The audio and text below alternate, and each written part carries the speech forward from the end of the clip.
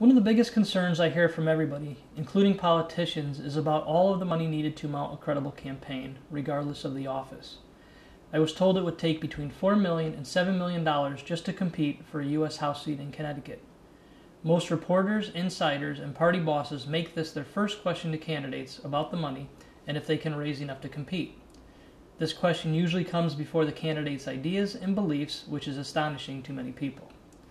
I have watched not only challengers, but also sitting members of Congress complain, election after election, about all of the money they need to raise in order to just run for office. We have watched the situation get worse with each passing election, only leading to larger and larger amounts of money needed to run, and no real solution offered by either party. I believe I have a simple, common-sense proposal that could reverse the increasing role of money in our political system. I am challenging all of my primary opponents to only accept campaign donations from people who actually live or work in the 5th District of Connecticut. We are all running to represent the families of this district, and I feel that we should only have our campaigns funded by the people of our district. I have often asked regular people why so many individuals, lobbyists, and political action committees who do not live in a district or state donate millions upon millions of dollars to a candidate. Virtually all tell me the same thing. They must be getting something in return, and as we have seen in so many instances in both parties over the years, this can be true. Many members of Congress are under current investigation or serving time in prison for just this thing. My proposal will immediately begin to reduce the favors owed to big money donors and allow our members of Congress to concentrate on the needs of his or her district and constituents. I will also challenge Chris Murphy to do the same in the general election next November and join me in making the 5th District of Connecticut ground zero in the efforts to take the money that corrupts our system all too often out of our elections and government. I am pledging that for the 2010 election and any other election in the future, that I will only accept contributions from the people I am running to represent as long as all of my challengers do the same. While most people tell me that this is a very easy pledge to make when you are the challenger, I tell them that this is just as important of a pledge for future elections as this one.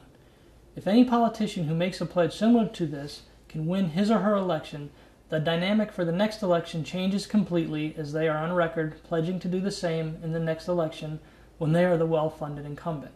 As long as the next challenger commits to the same pledge, we will then have reduced the amount of money which will flow into our campaigns, thus returning power back to the voters of the district and away from the corrupting money of Washington, D.C. This process will take time, as career politicians and lobbyists will not give up their power voluntarily. However, if we can find candidates of both parties to challenge these people, eventually we can and will fix this. All it took was a little common sense in the end. On the subject of career politicians, people tell me they desperately want to enact term limits.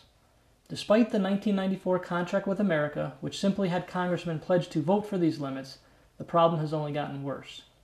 People who tell us they support term limits find that being a congressman can be rewarding and fight tooth and nail to keep their jobs as long as possible. I also have a common sense solution to this as well.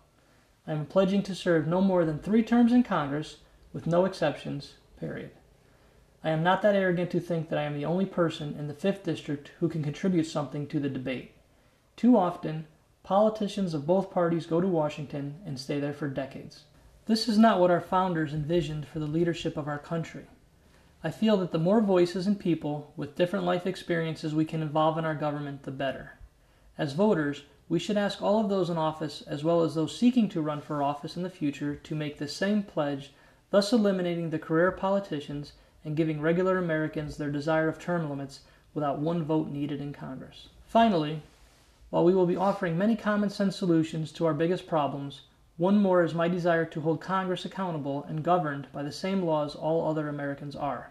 I have heard so many members of Congress voice their outrage regarding bonuses paid to failed companies that they were responsible for bailing out over the past 2 years. I can't help but to think that these same people are responsible for the poor management of our government and its money, yet they receive generous salaries and perks while the citizens of this country find it harder and harder to get by. To top it all off, Congress is not part of the same Social Security system they compel us by law to be in, and then receive a pension for life just for winning one election, regardless of the damage they may bring to future generations. I am pledging to the voters of the district that I am going to work to make sure that all members of Congress have some skin in the game as well, as we try to fix big problems like the ever-growing deficit. I pledge to not accept a congressional pension and will work to have other members do the same unless we balance the budget by the last year I am in Congress, either by being defeated in re-election or after my 3 terms are done.